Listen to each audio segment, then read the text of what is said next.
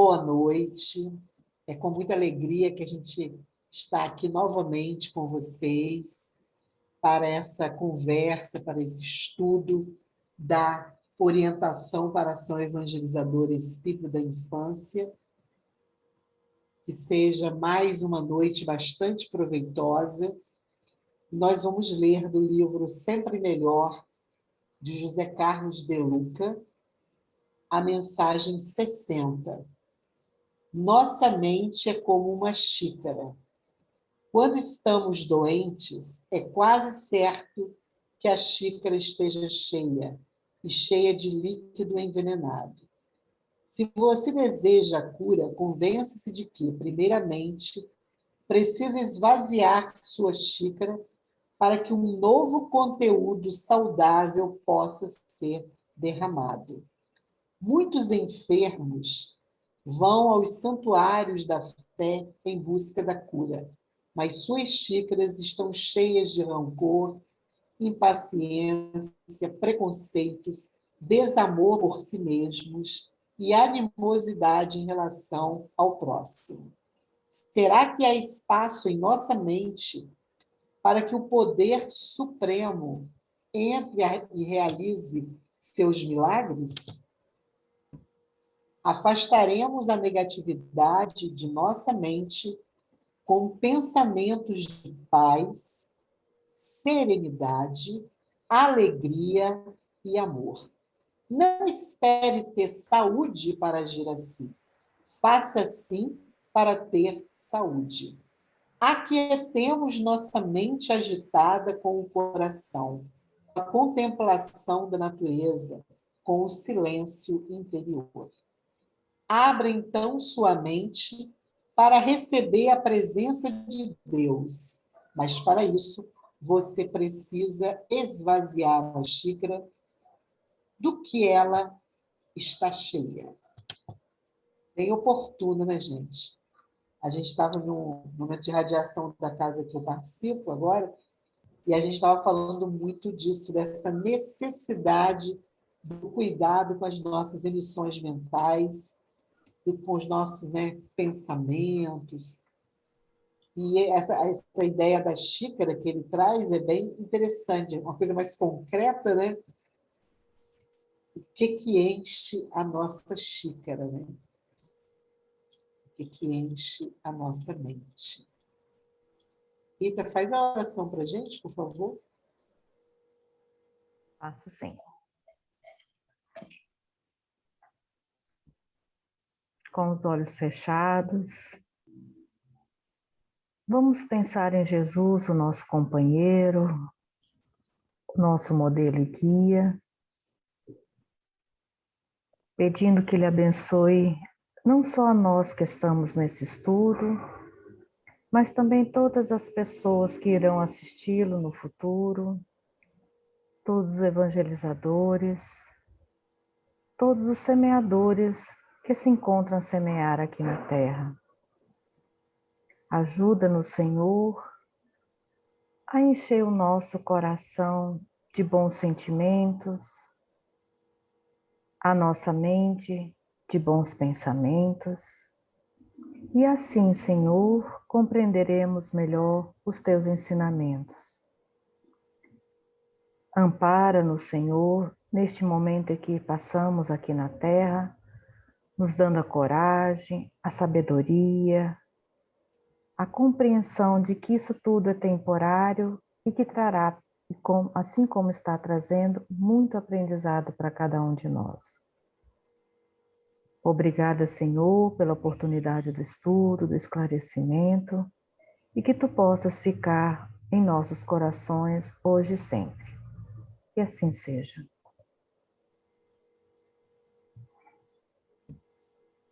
Então, sejam todos bem-vindos. E antes da gente passar para a nossa Marta, eu gostaria só de lembrar que na próxima quinta a gente vai ter a nossa roda de conversa, a nossa querida Lúcia Moisés, e ela vai estar falando do compromisso dos pais com a educação moral dos filhos. Então, quem quiser estar conosco, quiser e puder, né, logicamente. Vai ser uma oportunidade bem legal. E quem não puder, também vai ficar lá no nosso canal depois, para quem tiver vontade de ouvir a nossa Lúcia. E a gente passa para a Marta agora, dando prosseguimento ao nosso estudo. Boa noite a todas, né?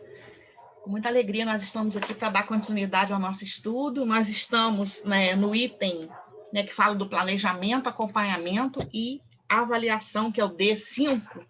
Nós estamos quase no final.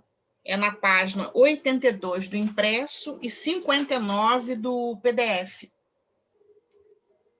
A gente está 3 parágrafos acima de um gráfico que tem vários círculos, né? Um gráfico até bastante interessante. A gente está ali. Tudo bem, Tânia, fica tranquilo. Né? A gente já falou um pouquinho sobre essa questão do planejamento, né? A gente leu no último encontro até todos aqueles tópicos bem interessantes, né? Planejamento é uma coisa super importante, né? Hoje eu estava relendo aqui, assim, planejamento é uma coisa fundamental, né? Planejamento, objetivo é uma coisa fundamental, e assim, a gente vê que algumas pessoas mais inexperientes, ou que estão começando, ou até mesmo pessoas que já estão há mais tempo, às vezes desprezam um pouco essa parte, né? De preparar o planejamento, de pensar nos objetivos, porque isso vai nortear o nosso trabalho, senão a gente fica atirando para todo lado, né? Sem saber onde que a gente quer chegar. Então, é muito importante planejar, estabelecer objetivos dentro dos temas que a gente escolhe, né, para a nossa evangelização, para a gente ter uma trajetória para seguir. É claro que não é uma coisa rígida, né, inflexível. Planejamento é uma coisa bastante flexível, a gente precisa estar com isso também bem claro na nossa cabeça. Mas também, se a gente não planejar nada e não tiver objetivos estabelecidos, a gente acaba se perdendo, né? A gente está na nossa casa, a gente está começando, vai começar sexta-feira o 10º encontro da família. E primeira vez virtual, né? Porque ano passado foi maio e não deu para a gente preparar. E a gente estava até conversando sobre isso, né? Montando assim, um planejamento da infância, né? E o nosso tema desse ano vai ser Jesus, modelo e guia da família. A gente sempre procura se basear em algum livro, porque facilita até para a questão do trabalho dos adultos. A gente escolheu esse livro aqui, ó. Não sei se vocês conhecem esse livro aqui, do Alírio Cerqueira Filho, Jesus, modelo e guia da família. E aí, com ele, a gente vai trabalhar na parte de jovem, de adulto, e para as crianças a gente fez uma programação, assim, pegando a ideia do livro, e a gente vai trabalhar 2 temas, né? Jesus, a família de Jesus, a nossa família, que vai ser agora domingo que vem. 15 dias depois a gente vai trabalhar Jesus, modelo de amizade. A gente vai trabalhar aquela passagem de Marta e Maria, né? Na verdade, a gente vai trabalhar mais um pouco, além da passagem, que a gente vai trabalhar essa questão da amizade, né? Ele ser modelo de amizade. Na verdade, Jesus é modelo de tudo, né? A gente ficou tentando buscar no Evangelho algumas sugestões e acabamos optando pela relação dele com a família de Marta, Maria e Lázaro. A gente estava conversando até na nossa última reunião, que a gente estava fechando essa questão do nome, do tema, que isso também é importante, né? O nome que a gente dá é o chamariz, né? Para atrair para quem... E a gente estava pensando nessa questão, o que a gente vai colocar de objetivo? Não para amarrar os evangelizadores, de modo algum, mas para dar um norte, né? Porque quando a gente fala em Jesus, a família de Jesus e a minha família, né? Assim, primeiro que a gente já não acha muita informação sobre a questão da família de Jesus, da infância e tal, as informações já são poucas, né? E aí a gente tem que pensar, né? O que é importante também para a gente trazer para a nossa família, né? Para a nossa realidade de família, no caso das nossas crianças, né? E aí a gente conversou muito sobre isso. Vamos estabelecer alguns objetivos aí. O que não pode deixar de ser trabalhado. E aí, em cima daquilo, as pessoas vão montar as suas aulas, é claro, né? Mas se a gente não tiver esse norte, a gente acaba se perdendo. Porque, especialmente num tema assim, como Jesus, né? Falar de Jesus é uma amplitude tão grande, né? Envolve praticamente tudo, né? Todas as virtudes, tudo. Marta, no livro Boa Nova fala um pouquinho sobre a infância de Jesus, né? Maria conversando com Isabel. Isabel, lindo, Maravilhoso. E tem um livro da Amélia Rodrigues que fala de Jesus quando foi à casa de Marta e de Maria. Eu não sei se é Quando Voltar a Primavera ou é Primícias do Reino. É um livro da Amélia Rodrigues também fabuloso, que fala de Marta e Maria. E fala quando Lázaro, né, aconteceu, por que que Jesus estava tranquilo. É lindíssima essa história. Se você localizar, você passa para mim, que eu boto. Tá, eu posso tirar foto, eu te Pode, eu aviso tenho os ali, livros, se aí eu você não localizo tiver, aqui eu e tiro falo. foto. Beleza. A gente buscou algumas fontes e tal, né? Fez umas pesquisas também. Mas essa passagem, aliás, Boa Nova é um livro, né? Um livro sem... É difícil de falar, porque é um dos livros mais maravilhosos, né? Ele agora também está em novela, né? Tá em audionovela, né? De vez em quando, quando tem um tempinho, eu ouço, né? É bonito, é gostoso e é rápido também, né? Porque nós temos a questão do tempo. É muito gostoso. É um livro belíssimo, né?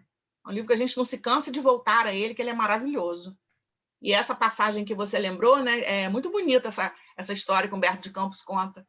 Eu gosto especialmente da parte que as duas olham os dois lá, longe, né? Para mim, é a parte mais bonita do capítulo. Na montanha. Na montanha, né? Eles estão lá, né? É como se fossem dois generais. Ele é lindíssimo. Aliás, que livro, né? Aí eu queria aproveitar, até que falando de livro, né? Eu acho que foi a Elisete que falou do que deu para a gente a dica do piquenique, né? Queria te agradecer, né? Em nome da nossa equipe. Tem várias meninas que estão aqui com a gente, né? Hoje só tem Celise e Tânia, por enquanto. E, assim, aquilo rendeu na nossa cabeça, né? Porque a gente acabou conseguindo fazer uma coisa assim. Para mim, era inimaginável fazer algo desse tipo. Primeiro que eu não tinha conseguido nem entender o que era piquenique literário. E aí você nos ajudou muito. Depois eu sei que Tânia andou conversando com você também. Eu sei que a gente fez, assim, foi um sucesso. Fiquei muito feliz. Eu fiquei muito Foi um sucesso. Olha, as crianças amaram, participaram, os pais também, as famílias, né, Celise? Nós também participamos, né? Eu não estou acabando de arrumar aqui a minha bagunça, porque eu tive que fazer uma modificação total aqui para poder, né? E todo mundo se mobilizou, os pais, as crianças, né? Eu fiquei tão contente que eu vi que teve um grupo que você botou, né? Crianças que botaram com um quintalzinho, botaram a toalha. Eu me senti com eles também fazendo lanchinho. Legal. Aquela família é nossa aqui, mas está morando em Niterói. Só que aí acabou que no dia eles foram para Petrópolis. Eu ainda brinquei. Vocês estão aonde, gente? Eu falei, vocês estão no campo de São Bento, em frente da... É só atravessar a rua deles que está no campo de São Bento, Niterói. Não, tia Martinha, a gente está aqui em Petrópolis. Aí ficou aquele visual bonito, né? Então, assim, foi muito legal. E a gente usou tudo gravado, né? A gente fez... Eu não sei se eu coloquei lá, mas acho que eu coloquei sim. Não coloquei vídeo, né? A gente fez as histórias gravadas pelas crianças. E foi muito legal também. A gente ensaiou com eles, eles gravaram.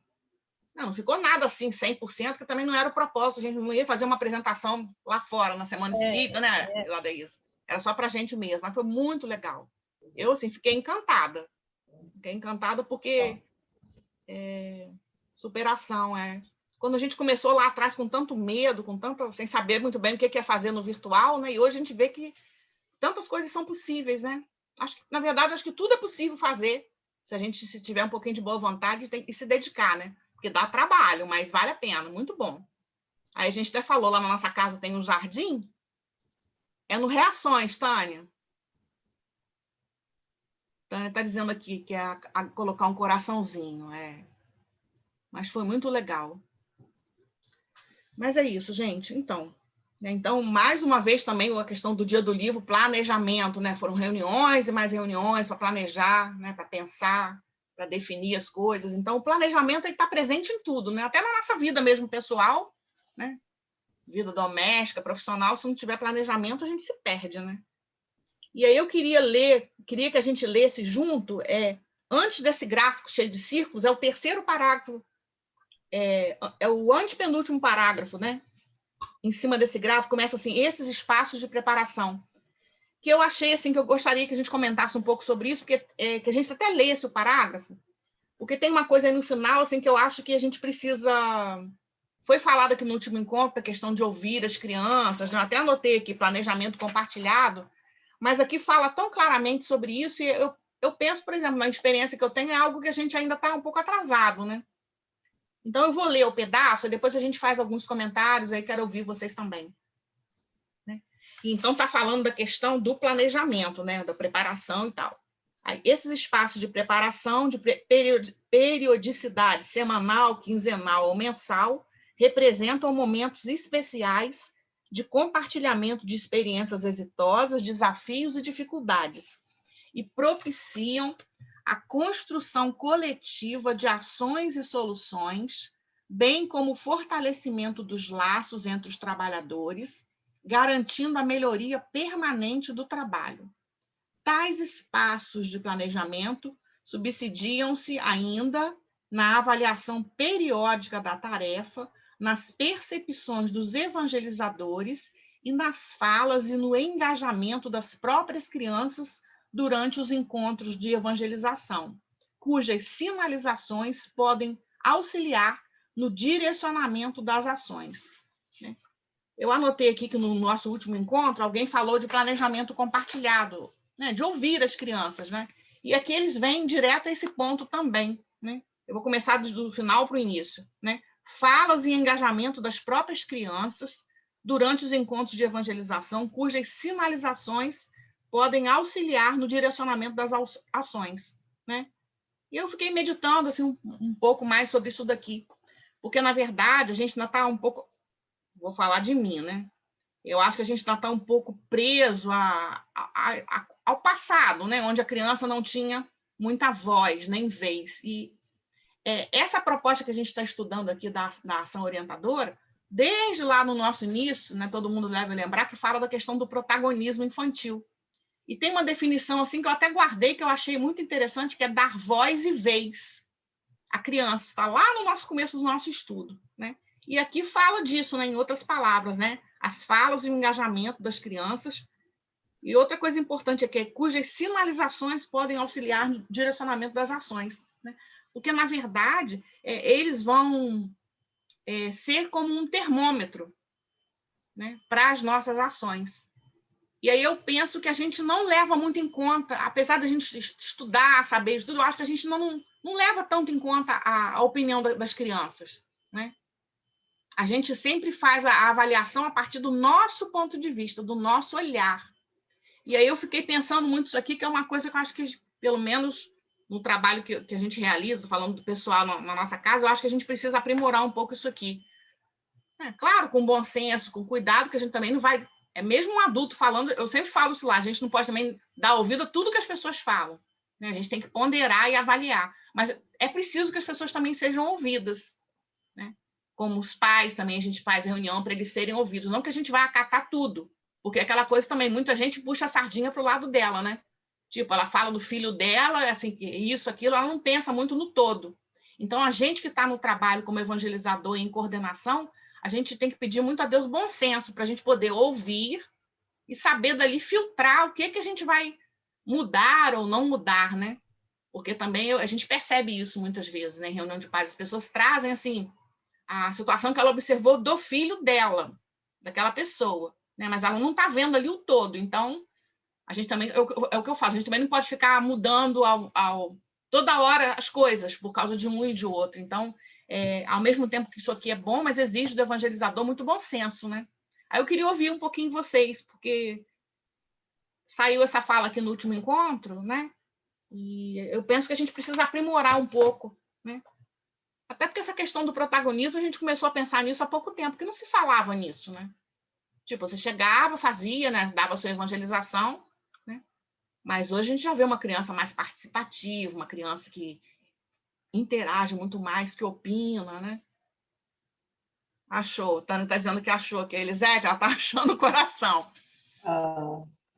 Ô, Marta, eu não sei se eu já dividi com vocês que eu, em 2014, eu tive uma experiência inesquecível na minha vida.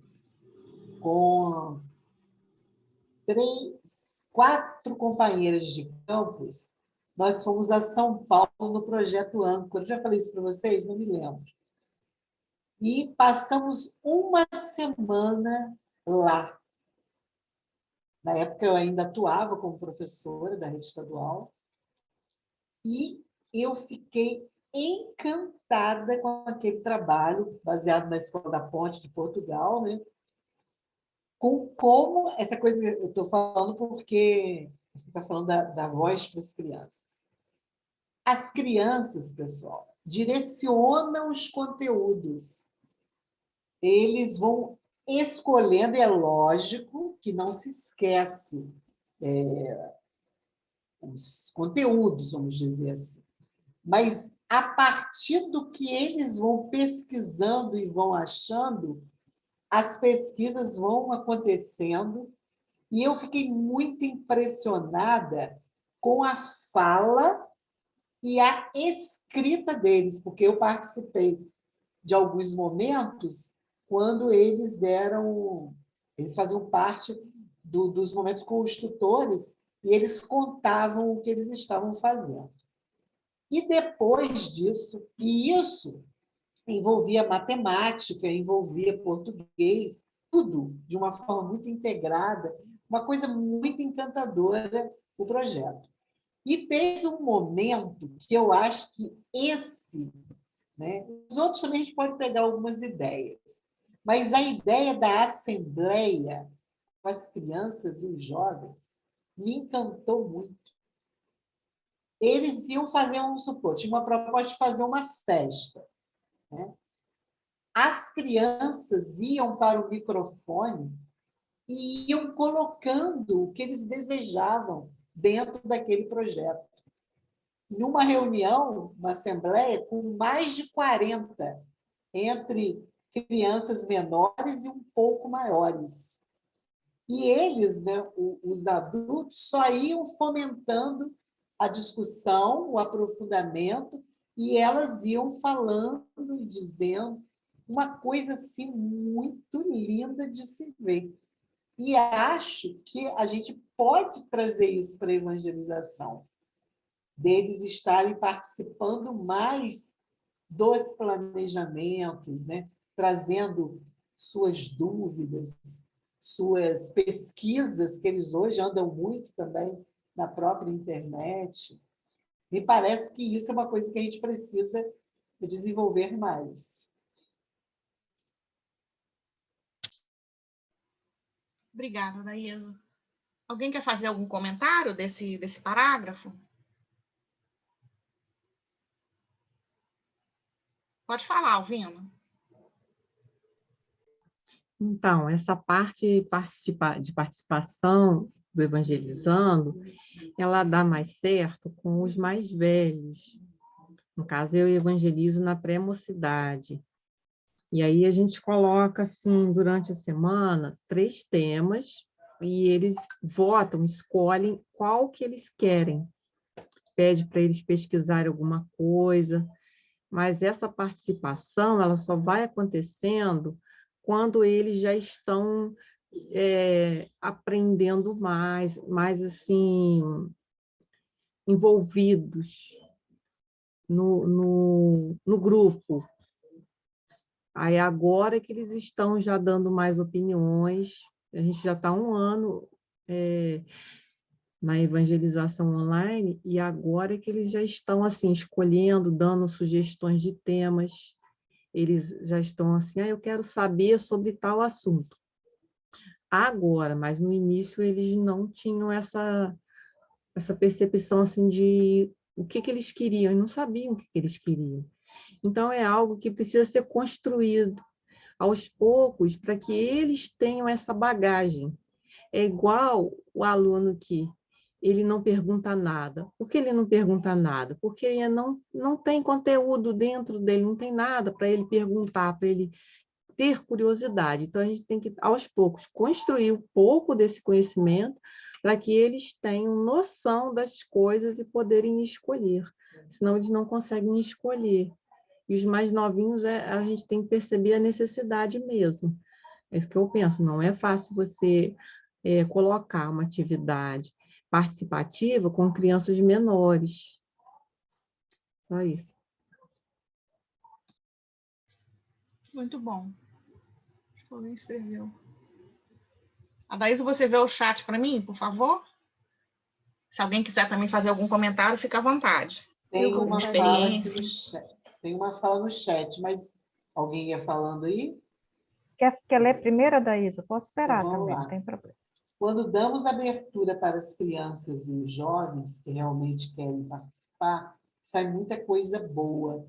Creio que o evangelizador precisa desenvolver a sensibilidade de perceber as duas situações. Eu acredito que essa nova proposta da FEB, com esse documento, em ressignificar a palavra aula, porque quando eu olho assim, os meus planejamentos, quando veio esse documento, eu não entendi por que eles estavam estimulando a gente a usar a palavra, que é uma expressão, ação evangelizadora, e por que não aula? Estudando o documento mais a fundo, a gente estudou bastante tempo aqui em Santos, a gente viu que a proposta da FEB é justamente essa, de dar um protagonismo maior para as crianças. E aí eu comecei a olhar os meus planejamentos lá atrás. Lá atrás eu colocava assim, contar tal história, explicar isso, não sei o quê, onde eu, evangelizador, parecia que eu estava passando conteúdo, que era a minha mentalidade lá na época. E nessa proposta nova da FEB é justamente o contrário. Em vez de eu explicar, é eu fazer as perguntas certas para que a criança possa refletir e agir muito mais. Então, eles passam a ser muito mais ativos dentro da evangelização, né? Então, eu percebi uma diferença. Eu fiquei um tempo, a minha experiência em Manaus era toda de infância. Quando eu vim para cá, para Santos, eu fiquei trabalhando com mocidade, né? Aqui em São Paulo é mocidade, que seria semelhante à juventude daí. E quando eu voltei a evangelizar as crianças aqui, eu percebi uma diferença muito grande entre as crianças que eu evangelizava lá em 2002, 2003, para essas que eu passei a evangelizar em 2017. Elas estão muito mais, parece, com vontade assim, de participar. Então, nós temos que, justamente como evangelizador, propiciar esses momentos de aprendizagem, onde eles vão descobrindo, onde eles vão interagindo, porque né, a Alvina falou assim, dando oportunidades de eles participarem da escolha de temas. Quando eu fazia isso com as crianças, eles adoravam, hoje é meu tema, eu que escolhi tudo. Então, eu acho que isso é muito importante, mudar o foco. Eles são o motivo da nossa ação evangelizadora, então tem que sempre pensar neles. E o planejamento é fundamental. Deixa eu fazer um jabá logo, sem ser nessa sexta-feira. Nessa sexta-feira, nós estamos com um curso aqui em São Paulo, todas as sextas-feiras à noite, pelo YouTube. Nessa sexta-feira, nós vamos falar sobre inclusão, mas na próxima sexta-feira, vamos falar sobre planejamento. Então, se alguém quiser acompanhar, vale a pena. Eu só queria, lembrando o nosso querido Paulo Freire, quando ele faz a distinção de escola bancária e escola libertadora, né? Na primeira, a gente é aquele que está ali para ensinar, né? Passar conteúdos. Tanto é que essa coisa bancária tem muito a ver com essa coisa de depositar. Quando se discute hoje, né, o ser facilitador, me parece que é isso, né, de você olhar a criança ou o jovem como alguém que traz muitas coisas dentro de si, que só precisam ser acessadas. E aí, tem vários educadores que colocam muito que antes de um encontro, né, de uma ação evangelizadora, que a gente pode trazer algum tema do cotidiano deles para poder começar a mexer com a cabecinha e eles linkarem com o que eles sentem, né? Observam, vivem, e aí, dali, você vai chegando no que a doutrina espírita vai dizendo. Então, esse diálogo, que nós até conversamos isso aqui, entre o cotidiano e o que a doutrina espírita traz, favorece muito esse material que vem à tona da criança, né? Que é uma riqueza enorme que nossas crianças têm dentro delas. Crianças e jovens, lógico. É muito bom. Esse ponto aí que a Daísa tocou é muito interessante, porque, assim, eu, como né, nasci em berço espírita, eu fui evangelizado, como todo mundo, vocês já sabem, né? Então, hoje é muito diferente. Eu lembro que lá atrás, assim, até eu tomar pé, porque hoje, quando eu olho lá para trás, me parece uma coisa estanque. Tipo, a evangelização era uma coisa que não era o meu mundo. Era alguém falando alguma coisa, mas que contando o que Jesus fez e tal, mas não tinha essa conexão com com contexto, né? E hoje a gente já percebe, né, essa mudança na evangelização de hoje, né? Trazer lá o que Jesus falou, mas contextualizar, né, ou mesmo os ensinos da doutrina espírita, porque não faz mais sentido tudo isso ser algo que a gente lê nos livros e fala como se fosse algo distante da gente, né? Até porque o propósito de todo esse conhecimento como a gente já viu aqui também, para todos nós, é a nossa transformação moral. Então tem que fazer sentido para a gente.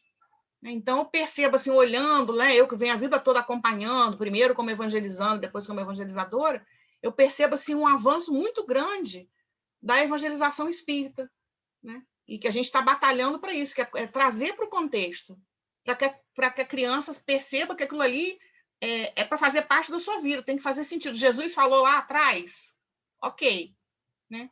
Mas eu posso hoje aqui na minha vida, por isso que a família de Jesus é minha família, são as coisas que estão na minha cabeça, eu estou a mil com esse negócio do encontro da família, assim, que vai chegando o dia, né? Então tem que fazer sentido. Então tem que pegar lá atrás as informações que a gente tem, né? A gente até conversou muito no sábado sobre a questão do trabalho, né? Da obediência, de coisas assim da família, né? E a gente estava até conversando essa questão que a criança de hoje em dia não tem a criança hoje não tá sendo levada ao hábito do trabalho do lar mesmo. Coisas como simples, né? Que a gente aprendia, começava a fazer com 8 anos, mais ou menos, né? Que era arrumar a sua própria cama, cuidar do uniforme, né? Então, a gente estava até conversando sábado, gente, nós temos que trazer aquela imagem de Jesus lá ajudando o pai na carpintaria para a nossa vida de hoje. E puxar deles, né? Saber deles como é que está a coisa, né? Ajuda, não ajuda, como é que está. Né? Só um aspecto da coisa. Então, assim, tem que fazer sentido. E para nós adultos também, né? Então, essa questão de contextualizar, de trazer, como a Daísa lembrou, e trazer coisas do cotidiano, né? Notícias do cotidiano mesmo, para a gente trazer para a evangelização, é super importante. Né? Porque senão a gente fica, né, com uma coisa solta, assim. Então, a gente, como espírita, né, tem que opinar de acordo com a doutrina e com o evangelho, né, nessas situações que estão acontecendo aí. Não só opinar, mas principalmente buscar se portar como cristão, né? De vez em quando a gente dá uma deslizada, mas aí acende aquela luz vermelha, né? Que a gente está vendo tanta barbaridade, né? Que às vezes a gente dá uma derrapada, né? Porque a gente está em processo de aperfeiçoamento. Mas aí a gente lembra, né? Do todo o conhecimento que a gente já tem. E a meninada está antenada em tudo, né? Porque a internet está aí para mostrar o que eles precisam saber e até o que não precisam por enquanto, mas eles já estão antenados.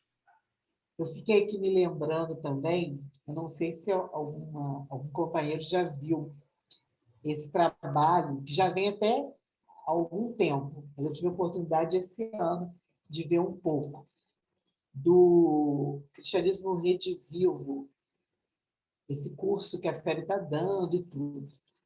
E ali, me parece que nós, né, que trabalhamos com crianças, jovens e famílias, podemos pegar muito daquele material que se baseia em Alcione,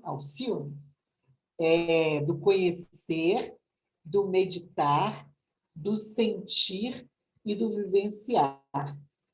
E aí, gente, eu fiquei muito encantada quando eu assisti como que eles vão interpretando as passagens evangélicas e trabalhando com o método que Kardec nos trouxe, né, da indução, trabalhando também com a maêutica socrática, a questão do diálogo.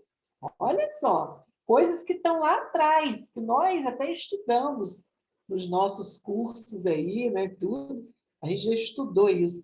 E o diálogo sendo colocado como uma forma fundamental de trabalho na educação. Quer dizer, o que Sócrates fazia? Muitas perguntas. Então, eu acho que, para mim, isso ficou assim, meu Deus, é isso aí. Você não tem que estar dando respostas, você tem que estar perguntando. Que isso estimula o pensar, né?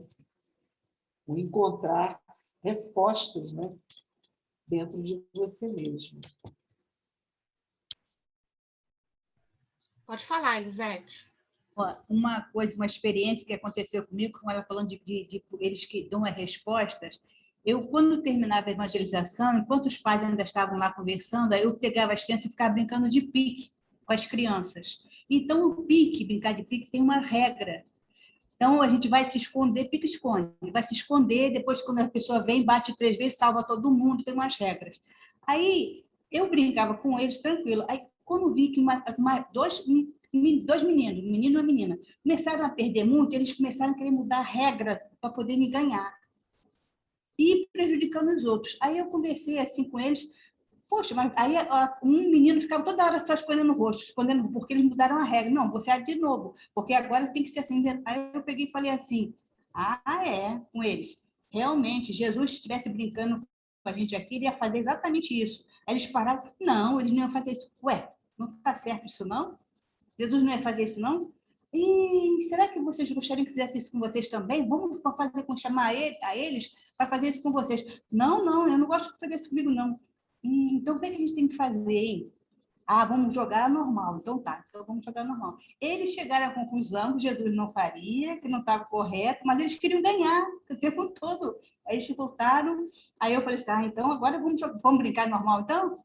A regra, então, tá certa? Tá. Aí começamos a brincar normal. Foi muito bom para mim e para eles chegarem a essa conclusão. Muito bom. Alguém quer fazer mais algum comentário ou podemos seguir? Aí, logo abaixo aí desses 3 parágrafos, né, tem um gráfico também bastante interessante, que, na verdade, ele está, de forma gráfica, né, colocando o que já foi falado anteriormente, né? Desse círculo, né? Bastante produtivo, né? Identificar os objetivos. Polar, né? Parece um polarzinho para a gente, bonitinho. Eu hoje estava relendo aqui, né?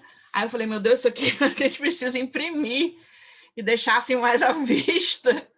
Eu tenho mania de botar coisa aqui na minha parede, né? Coisa que eu preciso estar sempre olhando, né? Na frente, aqui do lado eu boto. Eu falei, acho que esse aqui eu vou ter que imprimir para deixar assim mais à vista, para poder fixar na minha mente, né? Identificar os objetivos, conhecer o contexto também, né? Já falamos sobre isso, é mega importante. Selecionar, estudar o conteúdo. Eu acho que eu fico mais tempo do meu dia aqui, sabe, Rita? Por isso eu não vou botar aqui na geladeira, eu não fico muito tempo em cozinha, não, para dizer a verdade, só o tempo necessário. Menos tempo possível, melhor. Se eu pudesse, ficava aqui o dia inteiro, nesse ambiente aqui, bem mais interessante. Comer faz bem, hein? Comer faz bem. Não, eu como, né? Comendo até um pouco demais, eu acho, na pandemia, mas tudo bem. Selecionar e estudar o conteúdo, identificar as atividades e estratégias para alcançar os objetivos, preparar os recursos necessários, desenvolver a ação, avaliar a ação e se autoavaliar no processo, né? E iniciar planejamento da ação futura. Então, é esse círculo produtivo, né, que a gente tem que estar sempre visualizando e sempre fazendo esses passos, né? É interessante aqui nesse da avaliação, né, que coloca avaliar a ação e se autoavaliar, né? Para o qual a gente precisa ter humildade também para reconhecer que às vezes a gente não foi tão bem quanto a gente imagina, né? Então a gente tem que se autoavaliar. Muito interessante isso daqui. Aí, prosseguindo, a gente tem assim, tá? Vocês desculpem se eu estou assim, porque eu acho que essa parte é tão importante que a gente tem que ir mesmo lendo e analisando, né? Senão passa batido e não adianta. Aí vem aqui, ó, dentre os benefícios do planejamento, na sequência, destacamos. Eu pensei a gente fazer aquele esqueminha, né, para não ficar só a minha voz, para vocês, a gente ir lendo, cada uma de nós ir lendo, e a gente ir comentando, todo mundo fica aberto para comentar. Então, na questão do planejamento, a primeira coisa que é colocada aqui, contribui para o alcance dos objetivos propostos. Né? Claro, né, não adianta também só estabelecer os objetivos e não ter o planejamento, aí vai se perder, né? Então, o objetivo é fundamental, né? Até para a gente poder... Planejamento é fundamental para a gente conseguir alcançar os objetivos propostos para as nossas aulas. Aí, quem quiser ir lendo, fiquem à vontade. Vou pegar esse aí agora, posso? Claro.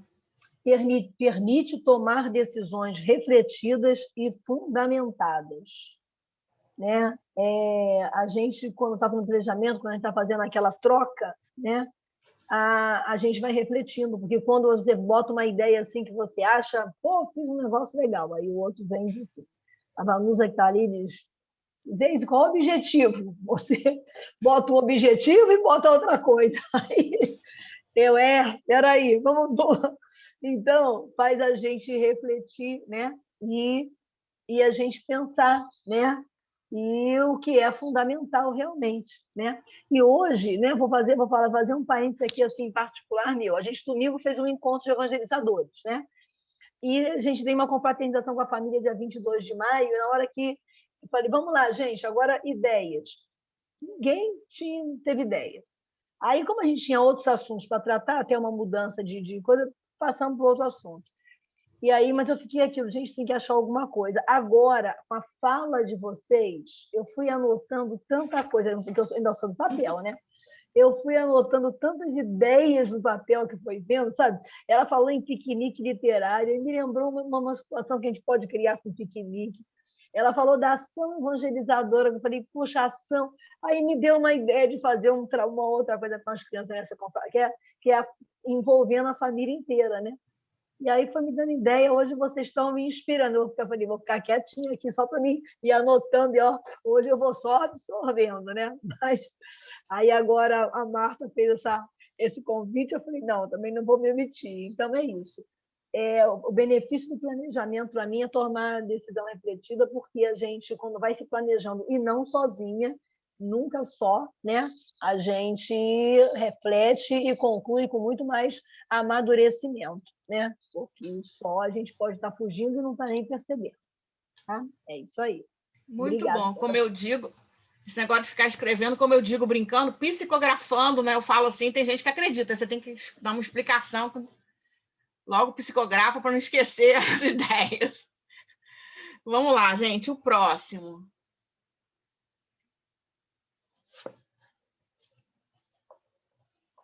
Posso falar. Favorece um maior conhecimento dos participantes.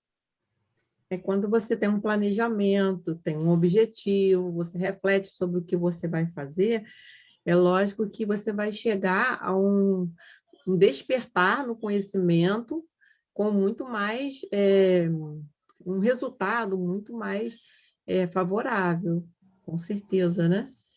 E a gente precisa de ter em mente o objetivo, inclusive, para favorecer o conhecimento dos participantes, a gente vai chegar lá na avaliação e vai perceber se isso acrescentou ou não para eles, né?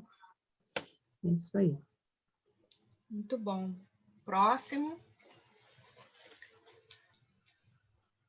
Vou falar assim, evita a repetição e a improvisação. Isso aí é prioridade, muito importante, porque quando você planeja, vem várias ideias, né? Ali você vai saber se você já fez aquilo, com o que você atendeu, se o pessoal gostou ou não, e ninguém evita você de improvisar na hora, porque geralmente improvisar a gente pensa que não, mas as crianças percebem quando a gente não está preparado. A gente pensa assim, não, e se a gente fica muito, e se é que, aí você tem hora que as coisas podem, você é ajudado, mas eles percebem muito bem sobre isso. Então, quando você planeja direitinho, você vê assim, eu já fiz mais ou menos parecido, mas já foi há muito tempo atrás, de repente eu posso repetir, você pode modificar alguma coisa, e improvisar só assim no último caso mesmo, porque se eles falarem assim, já aconteceu comigo, vou no planejamento, eles falam o que eu ia falar até um pouco mais além. Então, eu tenho que me reformular ali para poder acompanhar o raciocínio deles, porque acontece eles passarem na nossa frente no raciocínio. Próximo, quem vai ler? Eu posso ler. Favorece a organização do tempo e do espaço.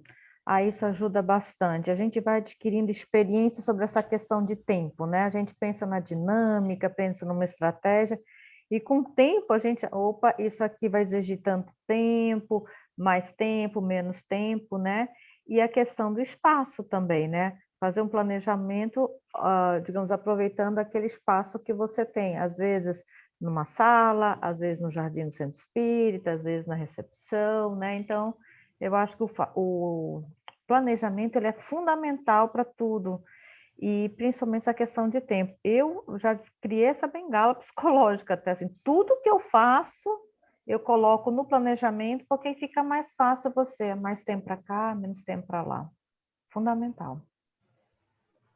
Muito bom, Rita. Próximo item.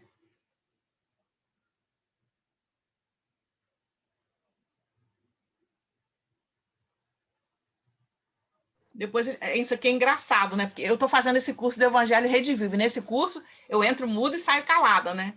Geralmente fico com a câmera até fechada. E no nossa Casa Espírita, domingo, tem o estudo dos adultos, aí quem está conduzindo o estudo fala quem vai ler e fazer a prece. Aí fica esse silêncio. Aí eu falo, gente, depois a gente acha ruim que as crianças, ninguém quer dizer, né? Não fala nada, e a gente faz igualzinho. É muito engraçado, igual na escola, a gente que é da área da educação, a gente fala que as crianças falam muito, que os adolescentes, nossa senhora, falam demais, mas vai numa sala dos professores, né? Quem aqui é da área da educação, meu Deus, parece um mercado indiano, de tanta falação, é uma coisa horrorosa. Estou até com saudade, para dizer a verdade, mas prefiro quando fica em silêncio. Né? Vamos lá, vamos ler faltam 2 tópicos. Celise abriu o microfone. Vamos lá. Celise fala pouco, então eu vou priorizar a fala dela. Tá bom. Mas também quando fala, nota 1000. Garante maior eficiência e segurança na condução das mediações. Você, como todo mundo já disse, né? A gente planejando, você vai fazer um trabalho mais eficiente, né? Com garantia de qualidade. Né? As mediações, né? Vai ser de forma correta. Né? Tudo fica mais fácil, né? Uhum. Muito bom, obrigada. Celise, agora o últimozinho. Posso falar de novo.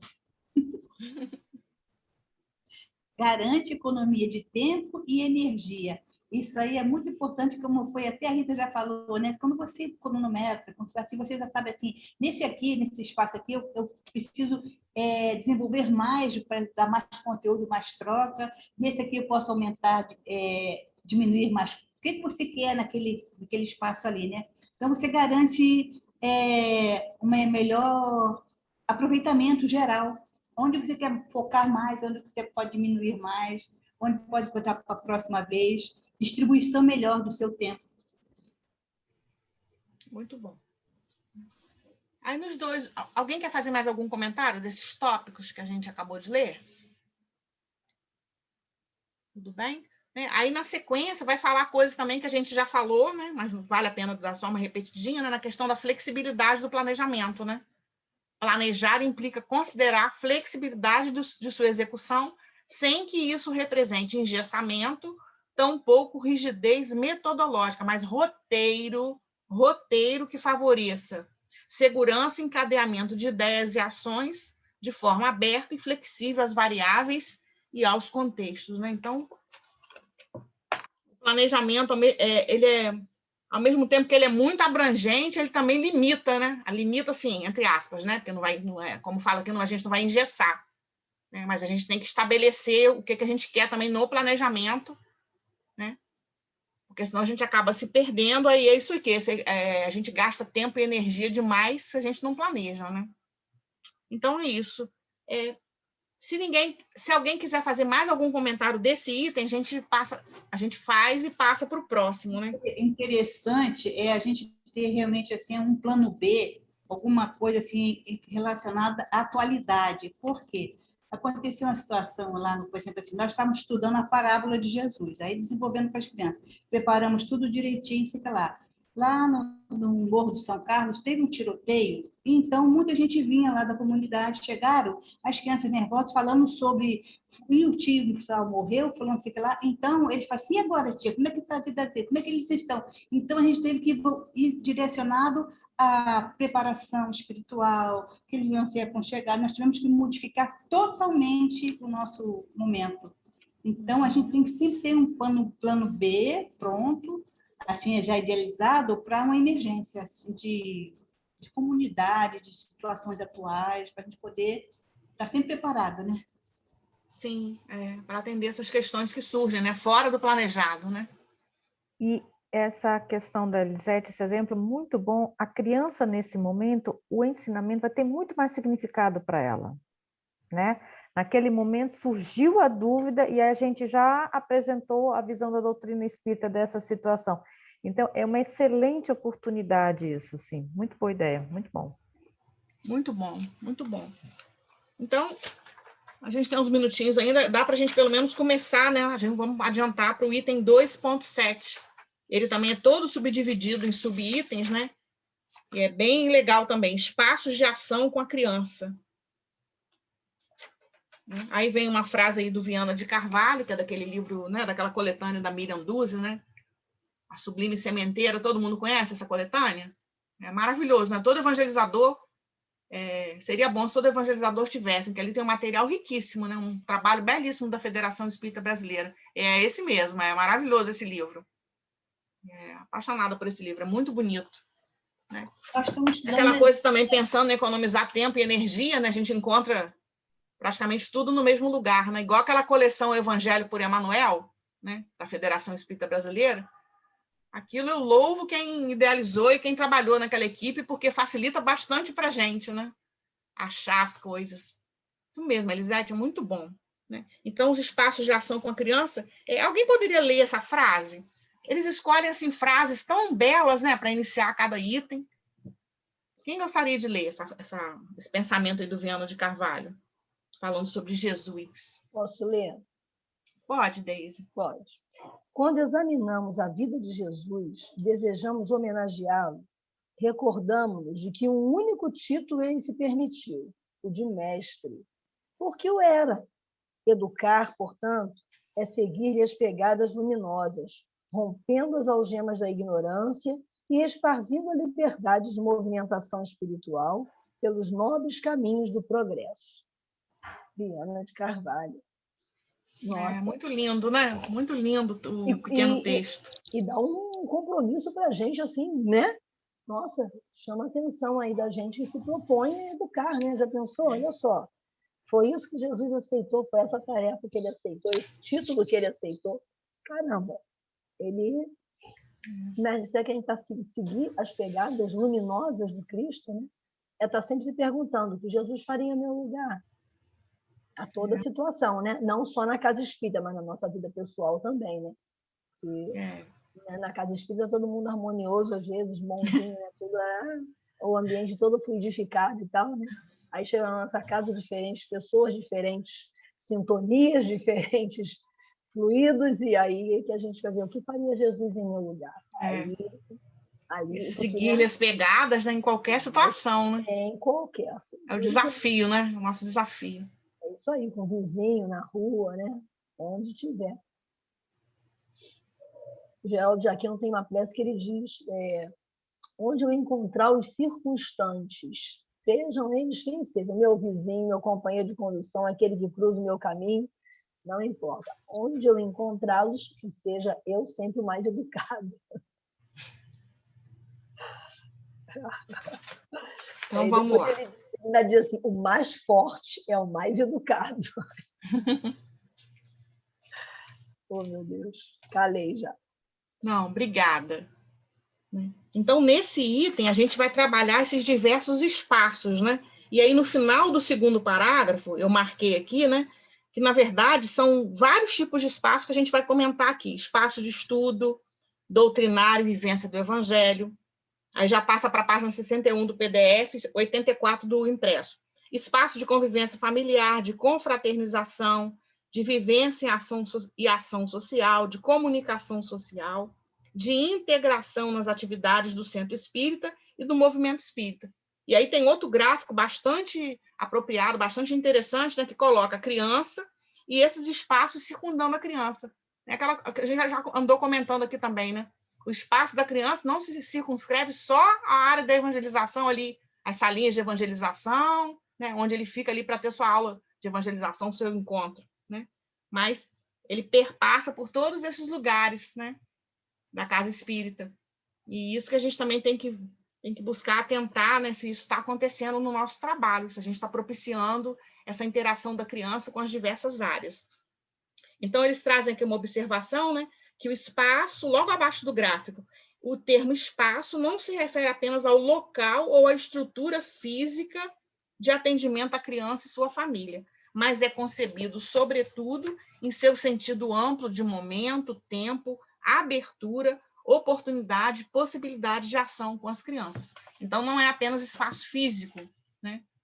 Mas é bem mais do que isso. Adaísa, faltam 2 minutos, né? Então não vou começar, vamos parar por aqui, porque a gente vai começar, né? A gente vai ficar, então, a nossa tarefa de casa, né? Espaços de estudo doutrinário e vivência do Evangelho. Aí depois a gente tem... Aí vai entrar a organização temática, né? Tem umas sugestões aqui que a FEB traz, depois a metodologia, espaços de convivência familiar, espaços de confraternização. Ele vai trazer, cada um desses espaços vai trazer uma pequena abordagem, né? E aí a gente já está caminhando para o final da orientação, né? Dos subsídios, né? Que é a parte mais demorada, na minha opinião, porque depois a parte das diretrizes é um pouco mais teórica, né? E essa parte aqui que a gente está quase terminando, eu hoje estava olhando aqui no meu livrinho, né, o dia que a gente começou.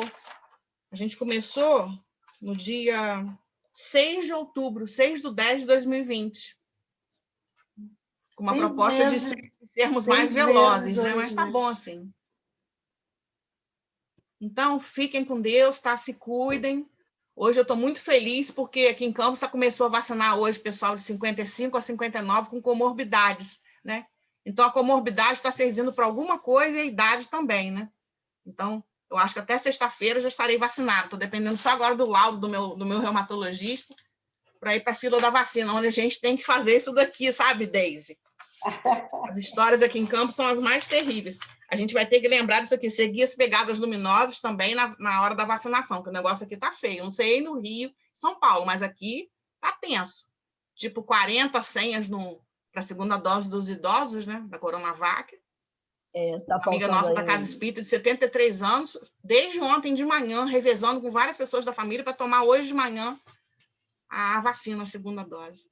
Então, temos que lembrar disso daqui quando a gente orar, for pra... É isso aí. Orar muito pelo... orar muito, né? E ela mandava toda hora áudio para mim, ela falou assim, o negócio aqui tá meio esquisito, eu falava, abstrai. Eu usaria um fone de ouvido, né? Para poder nem ouvir as baboseiras. Uhum. Aí pegou o livro, levou esse livro aqui, que é do nosso encontro, ficou lendo, falei, é isso aí. Aí vai revezando, mas eu acho isso uma desumanidade, né?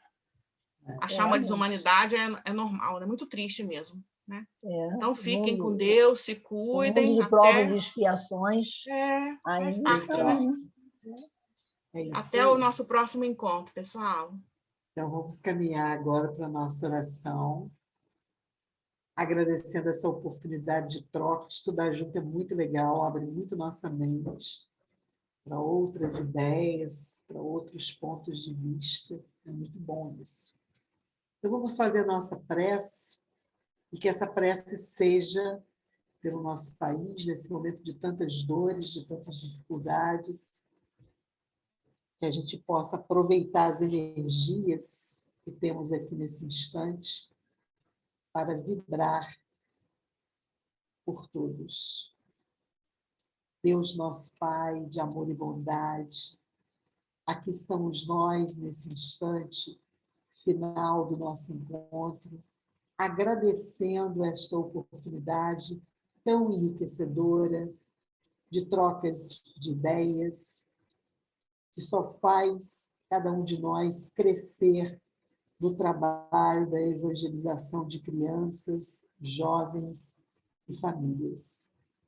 Aproveitamos essas energias tão benfazejas para pedir por todos que sofrem nesse momento as dificuldades de ordem física, de ordem psicológica, emocional, espiritual, que todos possam estar sendo fortalecidos nesse momento, onde precisamos cada vez mais nos conectar a Deus, a Jesus, à espiritualidade maior. Na certeza, como nos disse Maria, de que tudo passa, que cada um de nós possa fazer aquilo que pode dentro das suas possibilidades. Abençoe os nossos companheiros que hoje não puderam estar conosco e que venha o nosso próximo encontro para trocas tão interessantes. Que assim possa ser.